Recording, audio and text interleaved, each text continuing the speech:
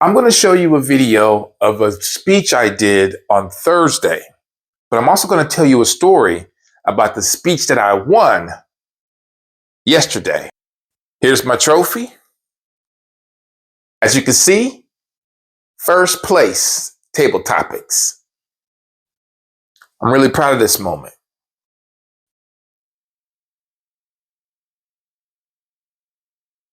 Yesterday was an amazing day. It started off like any other day, almost. My wife had to go and host her class for her fitness group. And her class is from 8:30 to 8:45 to 9:45. And so she had to speed over to where I was, which was about 45 minutes away from where we were hosting the speech contest. When I get to the building where the speech contest is, I walk in with the air of confidence. I feel confident about today because that's the mindset I put myself in for the speech competition. Instantly, I look around the room and I see some familiar faces and I also see some new faces. Now, this is the division level, which means that there are different clubs that I have never met that are competing in this competition. They are the best of their best for their area and their club. When we get into the briefing room, I'm looking at my competition. I'm scoping them out.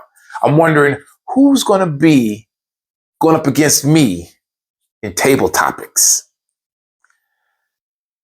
I had to fill out my paperwork.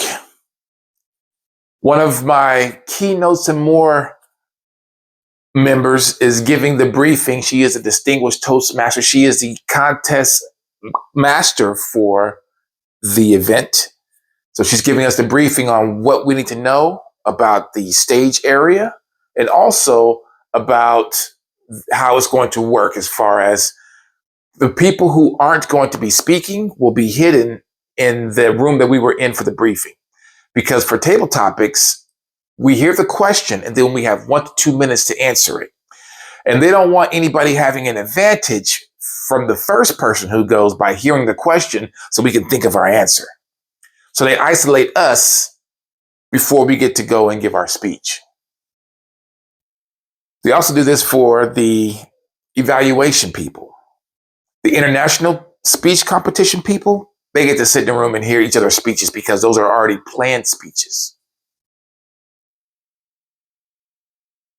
Once we're done with the briefing, I get to go into the main room and hang out with the people who are there to watch and also to judge and also our other club members.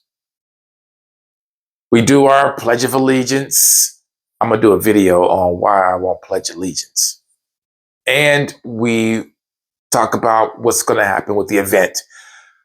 The Toastmaster contest chair, she tells us the order of which we're going to speak.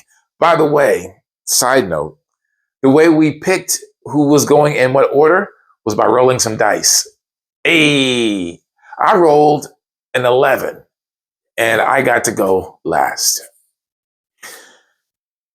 The first contest was the evaluation contest. The evaluation contest, what that is, they have a test speaker come out and give a speech. This test speaker gives a 5 to 7 minute speech on whatever they want, and the evaluators who are competing in the evaluation contest listen to the speech, take notes, and then they get 5 minutes in the isolation room to compose their speech for the evaluation of that speech. It was a good speech. So apparently, they didn't know it was going to be a humorous speech. Normally, when it comes to test speakers, they give a speech that has a point. A humorous speech doesn't have a point. It's just supposed to be entertaining. So that was a curveball that they threw at them for that competition. Our club got second place, which is still phenomenal. Because here's the thing. If the first place winner can't compete in the next level of the competition, the second place winner gets to go in their stead. So our club member, Tanel, she got second. So she can still do this if the person who got first, doesn't show up. Next was table topics. So we all get herded back to the room to wait, and then they had to let the first person in the room while the rest of us went into the back room. While we're in the back room, I'm the one that's asking questions, getting everybody riled up, getting everybody hype about the whole situation, because that's just what I do. It's a competition, but it's a friendly competition. It's supposed to make us all better. So as soon as they call the next person up, I start clapping. I'm like, yeah, let's go. You got this. I was the hype man. That made me feel good. That made me hype. Finally, it gets down to me. I hype my own self up. I'm like, let's go, let's go. I go into the room. I look, I see my wife over there. My wife and Mia was there. Oh, I got a story about that too. And I see some of my club members and everything, and I get into my position. The contest master asks me, here's the question she asked me. She goes, if you could have any superpower, what superpower would you have, but you could only use it when people aren't looking at you? That was the curveball. When people aren't looking at you, that's the only time it can work. I sat there for a minute. I was like, the only thing running through my head was, I would just go with mind control. So I went with the first thought that came to my head. I was like, all right, well, I would have mind control. Well, not mind control. I'd be able to read people's thoughts. The reason being is because most of the times when we say certain things and people leave us, we're wondering, what are they thinking about us? So that's the premise that I went with that speech. Talked about how I would use it to my advantage. And I talked about how I didn't want to get into any altercations. So I would make sure people left me with a good feeling about me because I know what they're thinking about me. That's basically where I went with that. And I won. I don't know what the other people's superpowers were. I did ask them, but I couldn't hear their speeches. But I got first. So I get to compete at the conference. There's a Toastmasters conference, May 16th and 17th in Orlando, Florida. And there's going to be thousands of people there because there's going to be people from our whole district, not division, district. That's huge. That's hundreds of clubs in a district. So it's going to be amazing. It's going to be a much bigger stage. I'm actually going to be mic'd up and it's going to be awesome. I can't wait. I can't wait. After the table topic speeches, there was the international speech contest speeches. We also had one of our club members, Tanel, was also in that. When I heard the person who got first place speech, I was like, oh, he got first. He got first. I already knew it because of the way he was so dramatic. He was animated and his speech tugged on the heartstrings.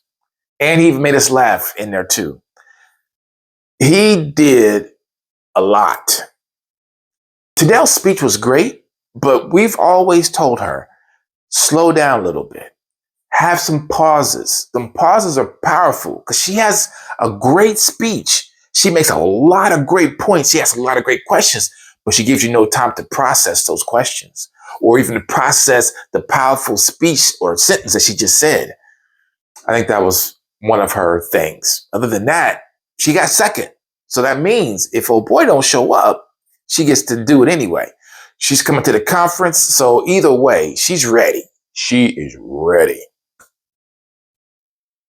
Now, I'm going to go into the speech that I did for my club on Thursday. This speech I had thought about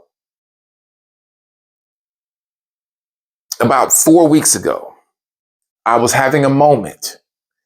I was having the negative thoughts just beating me up. They were beating me up so bad to where I had to write a speech about it. And I called the speech, I Want to Give Up. Now, here's the thing. When I was outlining my speech, I took a little note card with me. so I could be ready when I go to give my speech. I didn't glance at my note card before I went up to go and give my speech, so I missed 2 points that I wanted to speak about in this speech. And I didn't make the allotted time for the speech, which was 5 to 7 minutes. I was 53 seconds short of the 5-minute mark. Ugh, that's so frustrating. That it really is, because I had so many great points I wanted to touch on. I wanted to make people understand why I was thinking the way I was thinking and how I got myself out of that funk and how I'm still here doing speaking. I missed the points, but I did the speech. I'll do it again and I'll make it better. But for now, here's the speech. I want to give up. I really do. At least that's what I keep hearing inside of me. You don't want to do this. This ain't for you. But I'm wondering, why is it speaking to me like this? I have another voice. This voice is always encouraging me to do things. It's telling me I can do it. And it's always quieter than the voice that tells me I can't. Have you seen the cartoons or the movies where they have the devil on the left side and the angel on the right? Those are representations of parts of your brain. The left side is the conscious part. That's the part where, you get to focus on everything. You can see what's going on. The right side is the subconscious. That's supposed to be the seat of God. For some reason, though, my conscious, this side, is too loud. It's supposed to be there to keep me safe, supposedly. But is it, though? Back in the days when we were hunter-gatherers, that voice was supposed to keep you safe because of all the dangers that we encountered when we were out hunting. Well, that voice in this day and age doesn't have that same kind of role, so therefore, it doesn't know what to do. It thinks keeping you safe means sheltering your emotions. At least that's what I think mine is doing. Because there's no plausible reason why I can't do what I choose to do. So what is your problem? Why do you talk to me like this? And what is your problem? Why aren't you speaking up? You should be dominating him. He has no real reason to be here for me, whereas you do. I need you. Speak to me like you want me to succeed. Overpower him. Who are you, matter of fact? You don't sound like me. Your voice is not the same tone as me. You don't sound like anybody I know either. You're not my mom. You're not my dad. Who are you? Where did you come from? I don't see a purpose for you anymore. I need you to leave immediately. That's what I would like to do to that voice. Just throw it away. I don't need it. I can take care of myself. I'll be just fine. Now I need you to speak up. I need you to be so loud to where I got to be like this, but still smiling because I know you're right. When you tell me everything I need to hear to keep me going, to keep me motivated, to keep me inspired. I need you. I need you more than ever. And I need you loud, proud, and assuring. I don't know what your voice is doing for you today or every day for that matter, but which voice will you listen to? I know there's a lot of them up there. Some of them don't even sound like you, but the one that does is truly you. So how will you tame that voice? How will you make that voice that is not helping you subside and go away and not come back to you the next day? That's my challenge. It's my challenge for myself. It's probably your challenge as well. Some of you have probably mastered this. I see some of y'all very successful in y'all fields. But for me, I need you to speak up. Be there.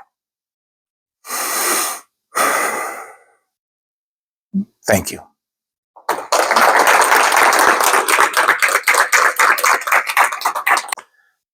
Now, you see where I could have done better, right? I don't know if you remember what I said I wanted to do in this speech, but I missed some of the points. I missed the points of me talking about the things that I wanted to quit, the things that I have quit, and how I got myself out of that. But like I said, I got my note card. I will do better the next opportunity I have to speak and record it. Hell, I might even just practice speech and just upload it just straight to YouTube. Why not? It's good practice. I get to view it. You get to view it. And then I'll have my next speech at the club. And you can then judge to see which one was better, or if I actually did it similar or I messed up again. Thank you for your time. I do appreciate you being here. Be sure to like and subscribe, and I will see you on the next video. Peace.